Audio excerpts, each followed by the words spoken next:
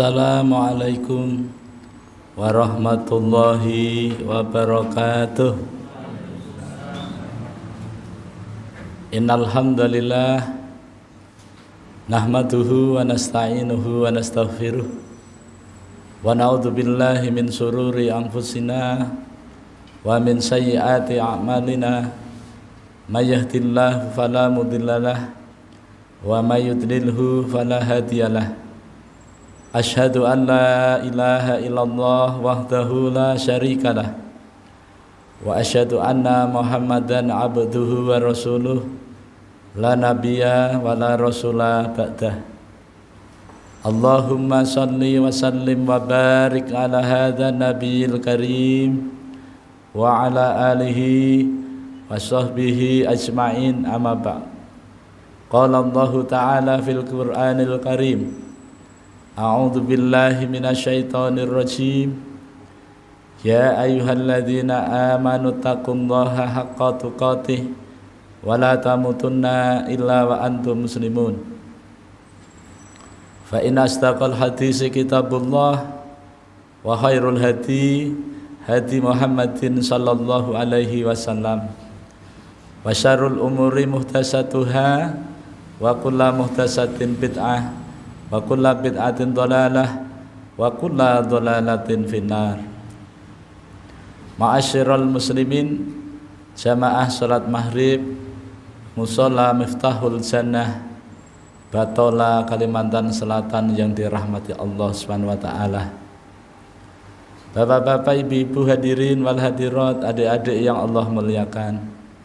Mari kita kembali bersyukur kepada Allah Subhanahu wa taala biqauli alhamdulillah wa syukrulillah atas limpahan rahmat dan nikmatnya kepada kita, terutama nikmat hidayah berupa iman dan Islam yang merupakan nikmat terbesar, nikmat termahal yang pantas dan wajib kita syukuri. Nikmat kesehatan, nikmat panjang umur, nikmat waktu luang yang Allah berikan kepada kita, sehingga dengan nikmat itu kita dapat melaksanakan sebagian dari perintahnya, yakni melaksanakan sholat fardu maghrib secara berjamaah di tempat yang kita cintai ini. Salawat dan salam semoga senantiasa tercurah, terlimpah kepada junjungan kita Nabi besar Muhammad sallallahu alaihi wasallam, kepada keluarganya, para sahabatnya, para pengikutnya yang setia, baik yang dulu, sekarang maupun yang akan datang. Mudah-mudahan kita semua yang hadir di majelis yang mulia ini, atau siapa saja yang menyaksikan tayangan ini, dicatat oleh Allah Subhanahu wa ta'ala sebagai hamba-hamba Allah yang taat, yang takwa, calon-calon penerima syafaat yang agung dari baginda Nabi sallallahu alaihi wasallam atas izin Allah Subhanahu wa taala kelak pada hari kiamat. Amin ya rabbal alamin. Bapak-bapak, ibu-ibu hadirin wal hadirat yang dirahmati Allah Subhanahu wa taala, adik-adik yang Allah muliakan.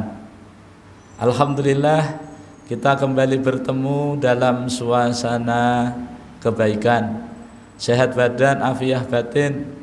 Ini merupakan nikmat Allah yang wajib kita syukuri agar Allah senantiasa menambahkan nikmatnya kepada kita. Jangan sampai kita termasuk orang-orang yang kufur nikmat. Ketahuilah sesungguhnya azab Allah amat sangat pedih. Malam ini kita akan melanjutkan kajian kita, yaitu Ma'rifatul Quran fi Tarjamatil Quran, mengenal Al-Quran melalui terjemahnya dalam rangka meningkatkan kualitas iman dan takwa kita kepada Allah Subhanahu wa taala. Setelah 1 tahun kita tidak berjumpa, kemarin 1444 Hijriah, sekarang 1445, jadi 1 tahun ya. Nah, oleh karena itu kita berharap kajian ini bisa lebih menambah semangat kita dalam mendekatkan diri kita kepada Allah Subhanahu wa taala. Dan diharapkan melalui kajian ini kita dapat mengetahui memahami dan mengetahui bagaimana cara mengamalkan ayat-ayat Allah dalam kehidupan kita sehari-hari. Tema kita malam ini adalah mengenal nikmat kitab suci yang Allah berikan kepada Bani Israel. Sengaja ini kami sampaikan karena memang kajian di dalam Al-Quran yang mengangkat tentang Bani Israel itu memang banyak surah. Apalagi di Al-Baqarah ini memang berjilid-jilid, mulai dari bab 5, kemudian bab 6, bab 7, bahkan sampai menjelang akhir juz. Jadi kisah Bani Israel ini sengaja Allah sampaikan kepada kita, tapi ini disampaikan oleh Rasulullah ketika Rasulullah berdakwah di Madinah. Bani Israel yang ada di pinggiran kota Madinah dari dua suku besar, yaitu Bani Nadir dan Bani Quraidah. Nah, oleh karena itu kita sebagai mukmin yang juga Allah turunkan kepada kita, yaitu Al-Quranul Karim, sebagaimana Allah menurunkan kitab Taurat yang merupakan kitab suci yang Allah turunkan kepada Bani Israel, yang dipercayakan oleh Allah kepada Nabi Musa alaihi salam.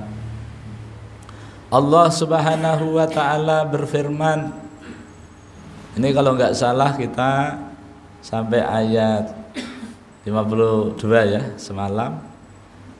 Ini ayat 53 sampai 54, insyaallah sampai menjelang Isya. Allah Subhanahu wa ta'ala berfirman, a'udzubillahi minasyaitonir rajim. Wa idz ataina Musal kitaba wal furqana la'allakum tahtadun. Wa idz qala Musa liqaumihi ya qaumi innakum zalamtum anfusakum bittihadhikumul izla fatubu ila bari'ikum faqtulu anfusakum dzalikum khairul lakum inda bari'ikum wa taba 'alaikum innahu huwat tawwabur rahim. Artinya, wa dan ingatlah id ketika ataina kami Allah Subhanahu wa ta'ala memberikan Musa kepada Musa al-kitab kitab dalam kurung Taurat. Wa id ataina Musal kitaba wa dan al-furqana al-furqan. Ya. Jadi Allah menyuruh kita agar kita mengingat peristiwa yang terjadi masa lalu. Peristiwa ini dialami oleh Bani Israel yang dipimpin oleh Nabi Musa alaihi salam. Kemudian disampaikan kepada Nabi Muhammad, kepada Bani Israel yang ada di pinggiran kota Madinah. Inilah yang wajib disampaikan kepada Nabi Muhammad. Supaya apa? Gitu ya. La'allakum tahtadun, agar kalian Bani Israel itu termasuk orang-orang yang mendapatkan hidayah. Salah satu tujuan diturunkannya kitab suci ini diturunkan kepada masing-masing kaum. Bani Israel dipimpin oleh Musa dan nabi-nabi dari kalangan keturunan Bani Israel, yaitu keturunan Nabi Yakub. Nah, nabi terakhir dari kalangan Bani Israel itu adalah Nabi Isa alaihi salam. Nah, sekarang sampai pada nabi yang terakhir, tapi bukan dari Bani Israel, tapi dari Bani Ismail ya. Tapi kedua-duanya sumbernya sama, yaitu satu ayah, dua ibu. Ayahnya namanya Ibrahim, punya istri namanya Sarah, kemudian melahirkan Ishak. Kemudian juga punya istri namanya Hajar, melahirkan Ismail. Tapi Ismail dengan Ishak ini duluan Ismail. Setelah Ismail lahir beberapa tahun kemudian, setelah diantar ke Mekah, kemudian Allah perintahkan kepada Ibrahim agar Ibrahim kembali ke Palestina dan diberikan kabar gembira bahwa Allah akan memberikan seorang putra yang dilahirkan dari ibunda Sarah. Sarah ya. Nah, gitu. Nah, Sarah ini melahirkan anak namanya Ishak. Oh, bukan ya? Oh, betul ya, Ishak ya. Lah Ishak ini punya istri kemudian melahirkan Yakub. Ya, Yakub. Nah, Yakub ini punya istri yang dikenal dua. Yang satu punya anak 10, yang satu punya anak 2. Makanya Bani Israel ini 12 suku ya, 12 suku gitu. Dari ibu yang baru itu ada 2 anaknya, yaitu Yusuf dan Bunyamin. Yang tua punya anak 10, namanya kada ingat, nanti dicari ya. Tapi di situ ada yang namanya, yang kayak di MC anu itu ya, Indosiar itu siapa? Robin Show.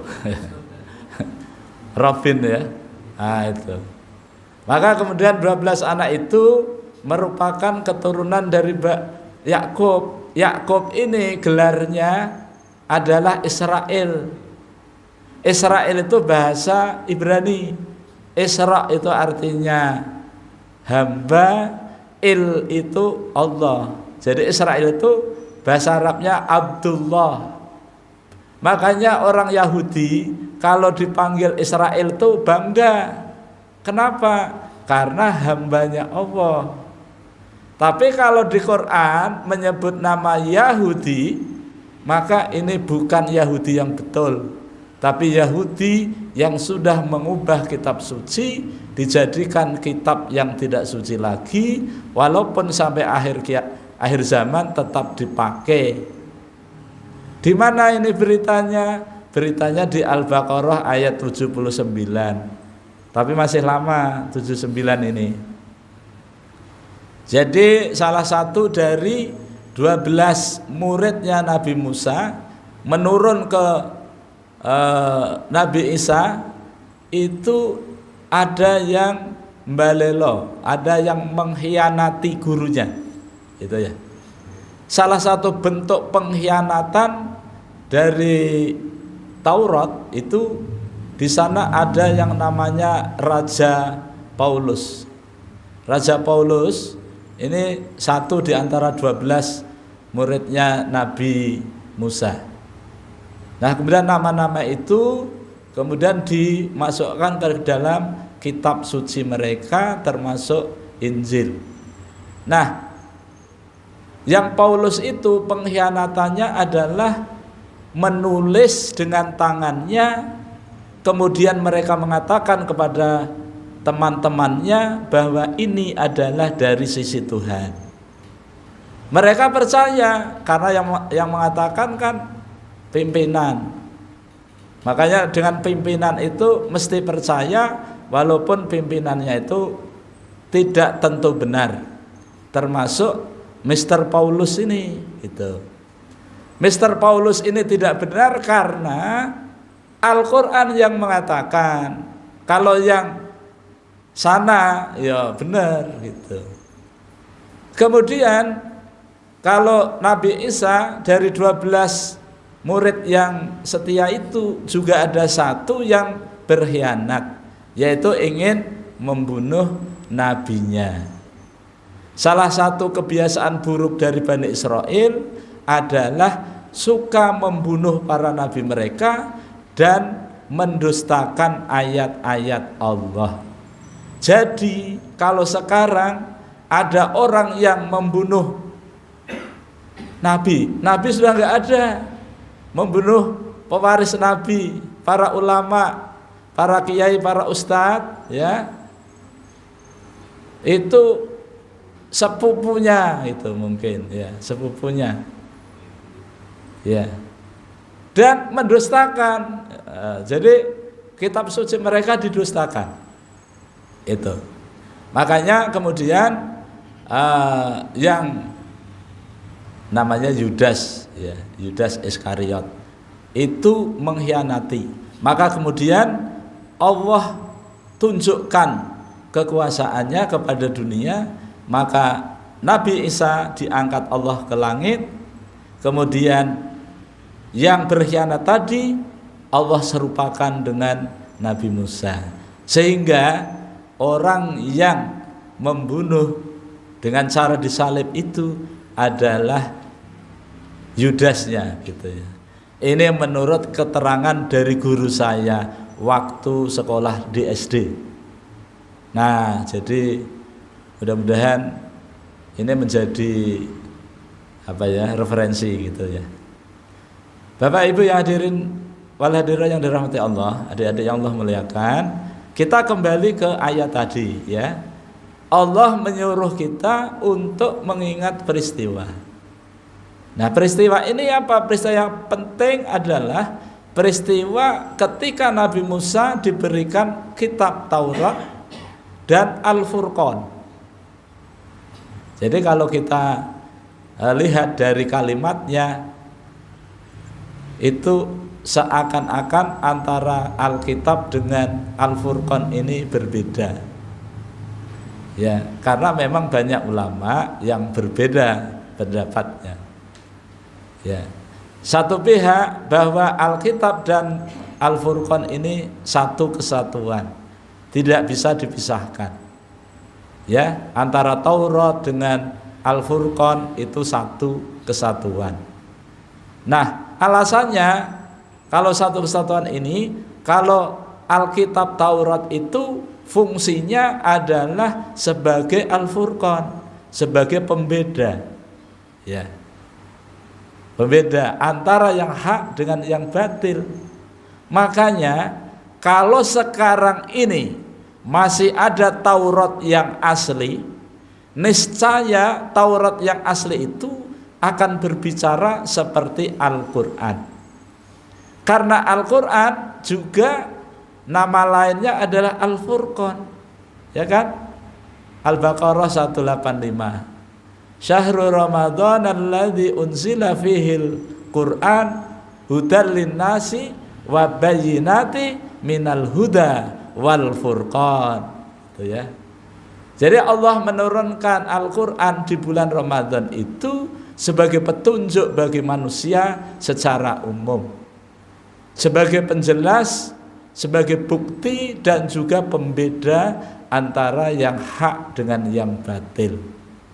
Kalau kita sekarang bicara tentang Al-Quran, ini yang hak.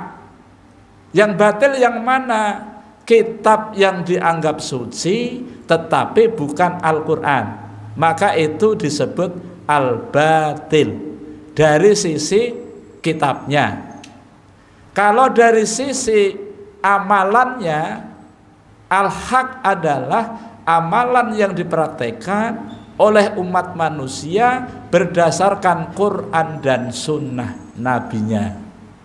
Jadi kalau ada orang yang melakukan perbuatan, yang perbuatan itu sumbernya bukan dari Al-Quran dan tidak datang dari contohnya Nabi, maka bukan ibadah.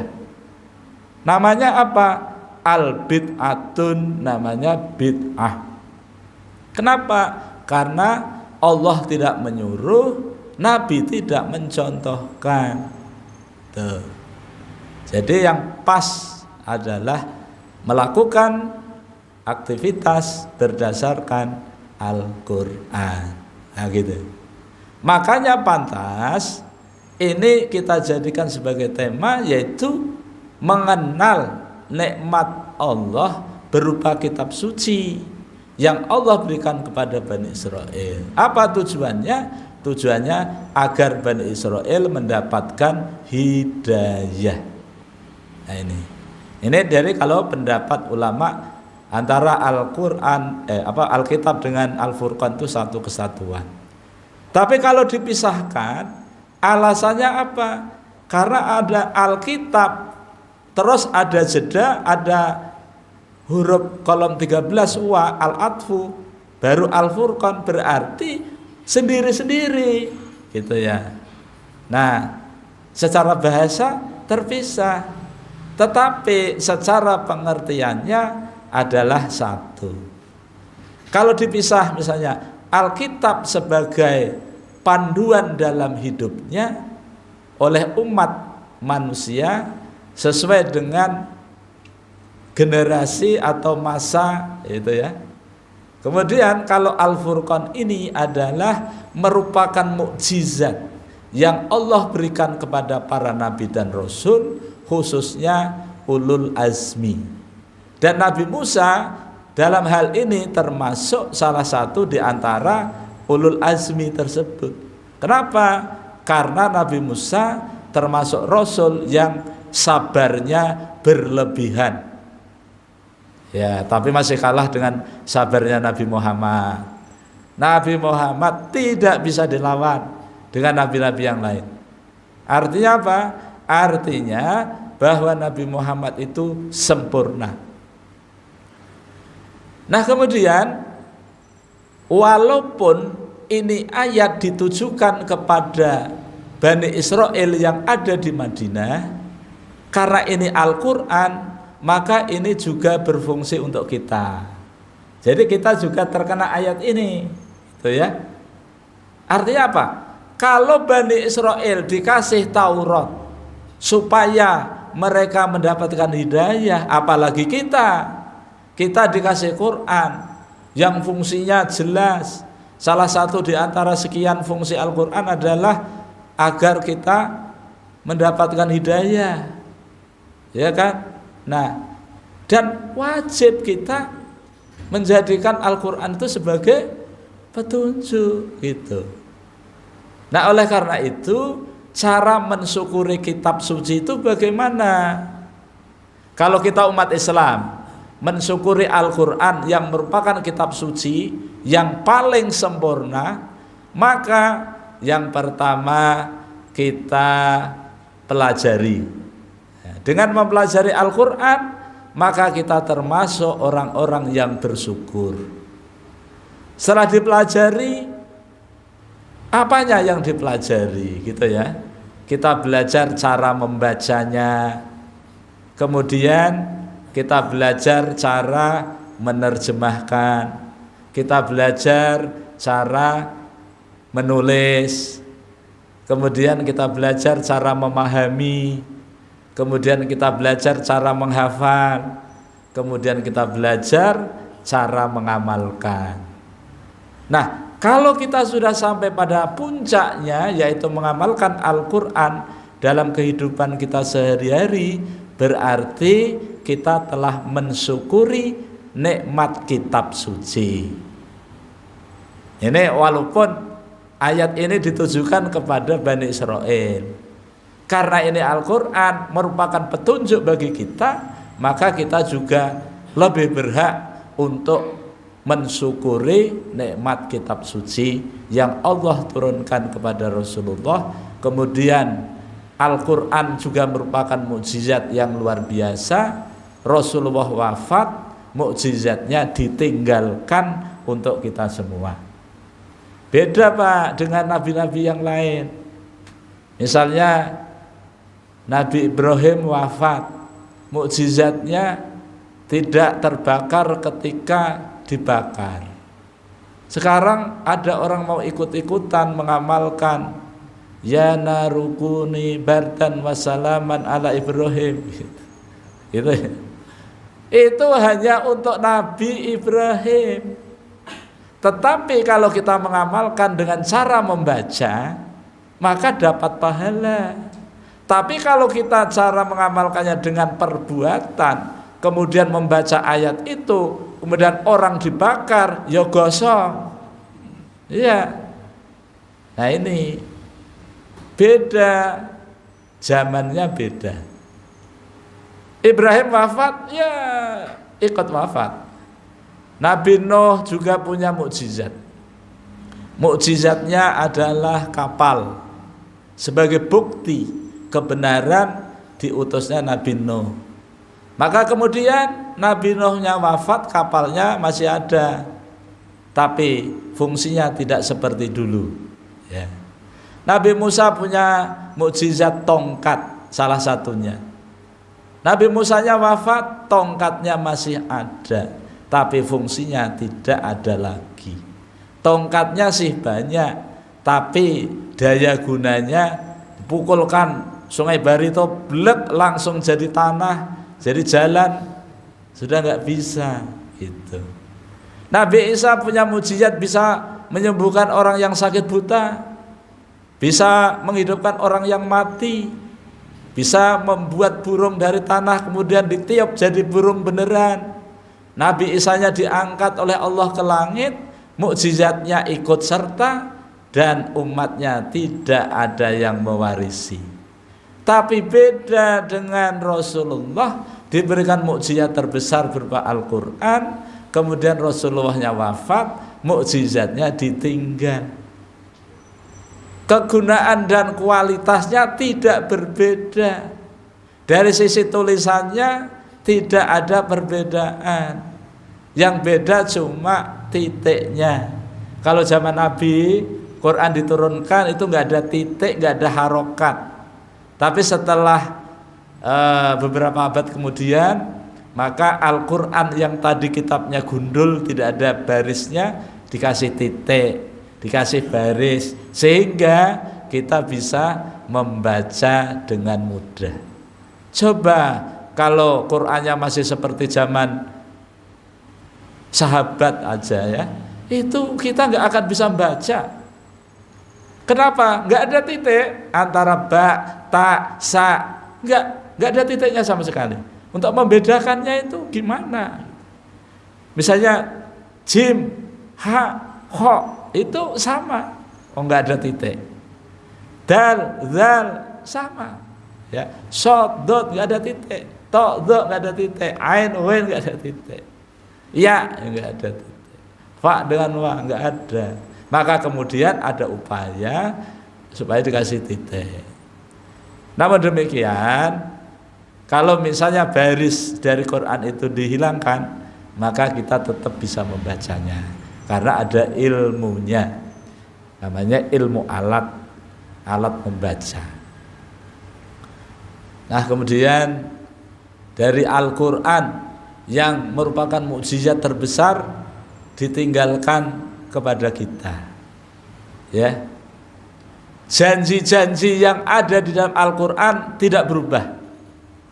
Sejak Nabi diutus sampai hari kiamat gak berubah.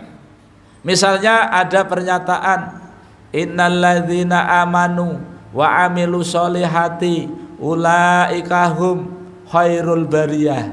Sesungguhnya orang-orang yang beriman dan beramal soleh diberikan gelar khairul bariyah, sebaik-baik makhluk. Bagi orang yang mendapatkan gelar sebaik-baik makhluk, apa yang akan diterima? Ayat lanjutan, jazaohum inda rabbihim jannatu adnin tajri min tahtihal anhar khalidina fiha abadan abada radhiyallahu anhum wa radu'an dzalika liman khosyiya rabbah. Balasan dari Allah untuk orang yang beriman dan beramal soleh tadi adalah surga Aden yang mengalir di bawahnya sungai-sungai. Mereka berada di dalamnya selama-lamanya, abadan abada, kekal. Bagi mereka ridho kepada Allah, Allah ridho kepada mereka. Ya. Surga Aden tadi disiapkan bagi siapa? Liman khosya robbah, bagi orang yang takut kepada Tuhannya. Nah, jadi pernyataan ini dalam Quran surah Al-Bayyinah ayat 7 dan 8 ini akan tetap berlaku sampai kiamat kurang 1 hari. Misalnya diumumkan besok kiamat, maka ini masih berlaku. Ya, tapi misalnya besok kiamat tuh orang mukmin sudah nggak ada, karena menurut riwayat ketika huru-hara kiamat yang kubro itu sebelumnya umat mukmin itu dimatikan semua. Yang tinggal orang-orang kafir, di sana tidak ada amal kebaikan. Tidak ada lagi orang yang menyebut nama Allah. Maka Allah turunkan azab, maka kemudian kiamat terjadi. Nah itu. Nah oleh karena itu kita dikasih kesempatan oleh Allah untuk menjadikan mukjizat ini. Makanya salah satu tulisan itu di sana ada yang berjudul The Miracle of Quran, keajaiban Al-Quran. Nah, kapan-kapan nanti dikaji ya gitu. Keajaiban Al-Quran. Nah, tapi mari kita bandingkan. Kalau di dunia ini ada yang mengklaim ada kitab suci selain Al-Quran, mana itu ya? Apakah janji-janjinya benar? Dan apakah Tuhannya benar? Nah, kalau di Quran itu jelas ya. Kalau Tuhannya tidak asli, KW itu disembah, maka penyembahnya disebut musyrik, perbuatannya syirik. Itu. Makanya di sini ayat sebelumnya itu dulu kan ketika Nabi Musa munajat di Gua Tsur selama 40 malam, itu kan mereka menyembah patung anak sapi.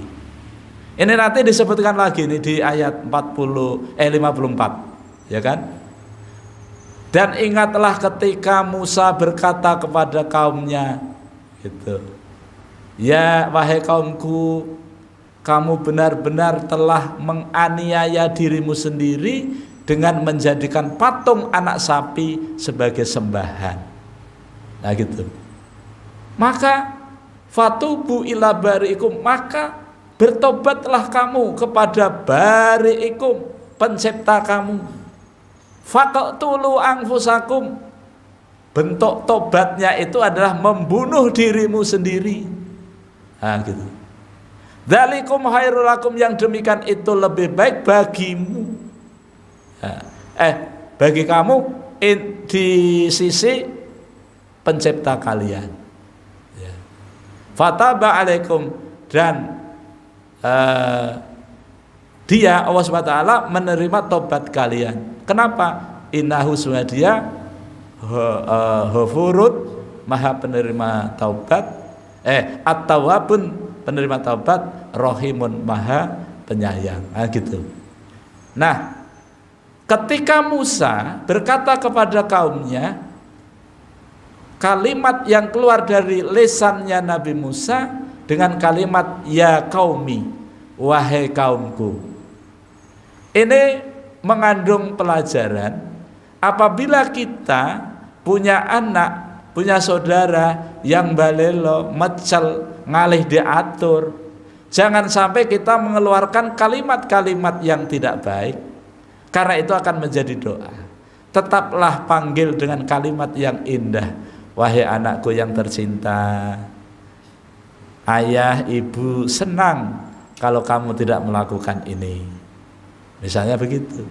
Sebab kalau kita menggunakan kalimat-kalimat yang kasar, selain menanamkan ke dalam jiwa anak kita, ini akan terkesan terbawa sampai dewasa. Wah, abah mamaku ekstrim banget, nyambatin anaknya dengan kalimat-kalimat yang tidak senonoh. Kalau bahasa Inggrisnya itu bungul ikam, nah gitu kan. Nah ini kan sayang banget. Tapi ini dicontohkan, Musa menyeru kepada kaumnya yang sudah menggemeskan lah. Kalau kita barangkali sudah nggak sabar lagi. Bayangin aja berapa nikmat Allah yang diberikan kepada Bani Israel, mulai dari diselamatkannya Bani Israel dari kejaran Fir'aun dan bala tentaranya. Kemudian di sana tidak apa-apa, kemudian Allah berikan nikmat, ya. Kemudian Allah akan mengasihkan Alkitab. Dengan Alkitab itu sebagai petunjuk supaya mereka bersyukur, tapi mereka masih menyekutukan Allah. Ya. Musa ya marah kepada yang menjaga. Siapa? Harun. Karena dari 600.000 Bani Israel, 70.000 yang menyembah berhala. Berhalanya dari emas, yang berhala tadi. Emasnya diambil dari Mensuntan di kerajaannya Fir'aun. Bani Israel kan pekerja keras, buruh di kerajaan Mesir. Makanya karena biasa di kerajaan itu kan banyak mas. Kalau di Mesir itu emasnya lantakan, ya besar, Pak. Tapi masih kalah dengan emas di Indonesia ya. Iya. Di Solo itu ada emas Nasir itu Masya Allah 70 kilo. Ya itu, nggak laku tapi kalau yang di Mesir tadi memang kecil-kecil, dibawa, dikumpulin, dibikinlah patung anak sapi, kemudian disembah. Makanya Bani Israel itu sudah terbiasa menyembah Tuhan yang nyata. Kalau nggak nyata, nggak mau nyembah, nggak percaya gitu. Ini nanti di ayat 55 pernyataannya gitu. Nah, melihat kondisi yang seperti ini, maka Tuhannya oleh kaumnya tadi yang berbentuk patung tadi itu dihancurkan oleh Musa dengan cara dibakar. Sunatullahnya begitu memang. Kenapa Musa seperti itu? Mencontoh bapak moyangnya. Siapa bapak moyangnya? Ibrahim. Bukankah Ibrahim juga menghancurkan Tuhan yang tidak jelas itu? Kata Ibrahim, mosok Tuhan gak bisa ngapa-ngapain, ngomong gak bisa, makan gak bisa, mandi gak bisa, dimandiin, dimakanin juga gak bisa merasakan, kok disembah? Ini kan gak masuk di akal. Coba pakai kampak, hancur semua. Tinggal satu yang paling ganal, kampak taruh situ. Maksudnya untuk mengetes IQ-nya kaumnya gitu. Kan bisa, oh kalau begitu ini yang menghancurkan berarti kan dedengkotnya ini gitu ya. Tapi tetap lain gitu ya. Tetap Nabi Ibrahim sebagai tersangka. Sebenarnya bukan tersangka, pelaku asli. Kan gitu. Makanya Musa juga begitu. Yang tidak begitu hanya umatnya Nabi Muhammad sallallahu alaihi wasallam. Umatnya Nabi Muhammad mau ikut-ikutan, enggak boleh. Ayatnya ada. Kalau kamu sampai menghina sembahan agama lain, sama dengan kamu menghina Tuhanmu. Kita enggak boleh. Tapi Quran memberi contoh bahwa Tuhan saja berhak untuk kita hancurkan manakala Tuhan yang enggak asli. Ternyata apa? Ketika Ibrahim menghancurkan enggak balas juga. Yang balas malah yang menyembah. Ketika patung anak lembu tadi dibakar, enggak bisa membalas juga. Termasuk yang membikin Tuhan. Yang membikin Tuhan itu namanya Musa juga. Musa Samiri namanya. Yang bikin Tuhan tadi. Makanya kenapa Nabi dari Bani Israel itu ada yang meningkat dari Nabi menjadi Tuhan berdasarkan muktamar, karena sudah ada contoh. Contohnya Tuhannya aja dibikin, gitu kan? Yang patung aja bisa meningkat menjadi Tuhan, apalagi Nabi lebih pantas, ya kan? Maka kemudian Nabi Isa setelah 325 tahun diangkat, ya, maka kemudian Nabi Isa ditetapkan sebagai Tuhan Yesus. Ini menurut YouTube yang menceritakan, gitu ya. Nah ini, makanya Al-Quran memberitahu kepada kita, jangan sampai kita termasuk orang-orang yang tidak bersyukur terhadap kitab suci. Nah, kemudian di sini ada kalimat yang namanya fatubu ila bari'ikum. bertobatlah kalian kepada bari'ikum. Karena perbuatan syirik ini tidak bisa diampuni kecuali dengan cara bertobat. Tapi tobatnya, syariat tobat Bani Israel beda dengan kita. Sana dibunuh, Pak. Ya, bunuh. Tapi kalau kita tidak. Kita cukup istighfar. Ya. Tapi sana begitu dibunuh, mati, diampuni. Yang membunuh juga diampuni. Kenapa saling bunuh membunuh? Karena yang melihat kemungkaran tidak mengingatkan. Makanya kalau kita melihat kemungkaran, kita harus mengingatkan supaya kita tidak termasuk yang terkena azab.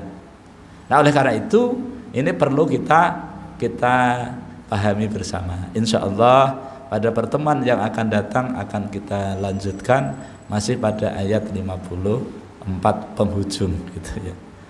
Ini kan sudah Isya kan? Nah, kok nggak bunyi di sana?